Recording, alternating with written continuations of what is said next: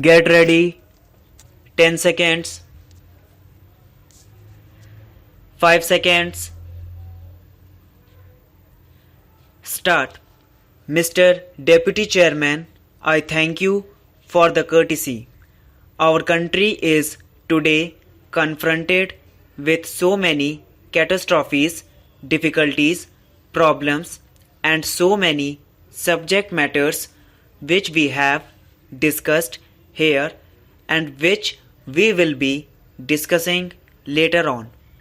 In short, our country has been facing so many problems and so many circumstances today. Thanks are due to the President for his historic and illuminating address. He has thrown light all round on all the aspects of things which took place the year before and which are existing before us today and which we will have to face hereafter. The President's address has received a historic reception not only in this House but it has received a splendid reception outside also. There is no doubt that things which have been discussed in the historic address of the President are worth taking into various consideration, and after passing the motion of thanks, we will go out to act upon that. It cannot be denied that our country, in spite of our limited resources and so many situations which have been created since ages past, has progressed by leaps and bounds in various aspects and various spheres of life.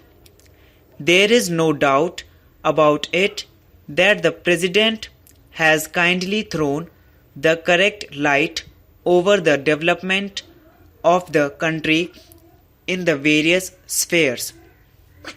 It is more than correct, and today it stands for us as a guiding and illuminating feature for our future improvement and future development.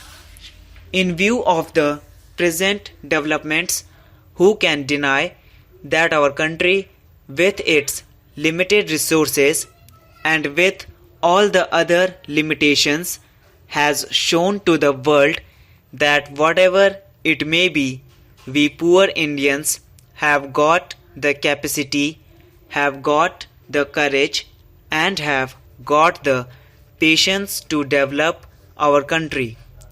In a way, we are passing through various difficulties and various limitations. In spite of that, our capacity and our courage has not yet daunted. We have not been discouraged.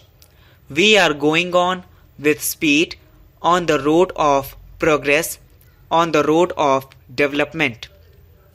The President has rightly pointed out the advance made in the field of agriculture, in the field of industry, and various other fields, and those things have been enumerated with facts and figures. The data has been given, and now those things are before us and before the world to be seen and to be examined. But that is not enough.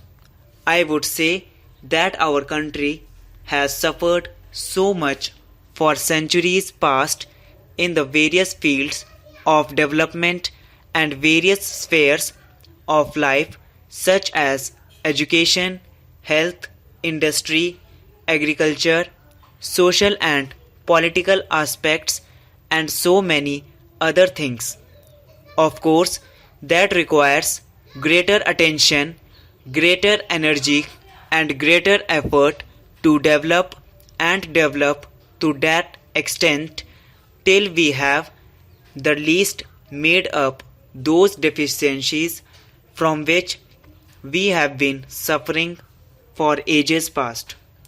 I expected in the President's address at least one thing: the future development of the country, the future progress of the country cannot be in a greater and greater degree than what we have already achieved unless we have one thing, and that thing is our national and emotional integration. Without such integration, we cannot do anything. Let me say, with regard to what was just being referred to be by my various friends in the form of various vociferous tendencies and incidents in Assam and in other places. It is all due to lack of national integration. That much of national integration has not been developed as yet amongst us, that sort of national and emotional integration which will strengthen our hands, strengthen our spirit, strengthen our soul, strengthen our national stand, so that we may correct ourselves of such circumstances befall. The fault lies with us. Also, the fault lies with our government. The fault lies with our organization that we did not consider it so important. This question of national integration was not considered so serious as it deserved. I still say that all our efforts will become fruitless unless there is national integration. It will be bankruptcy of administration if we do not pay greater heed and attention to the immediate development of national integration in the country. The country is being integrated in all spheres, in all aspects of life, except this one thing which has got its root where our social and political life has got its root. That root is not being seriously taken into consideration, and that sort of national income is not being developed. It was developed some time back in the time of Bapuji. In the time of Mahatma Gandhi, that national integration was started. Later on, it was disintegrated. We were expected to look after that. We were expected to carry on that development which was started during the time of Bapuji. You should put down all sorts of anti-national activities. You should put down all sorts of vociferous tendency and communal background in responsible places. You are to look after the lives of the people of this country.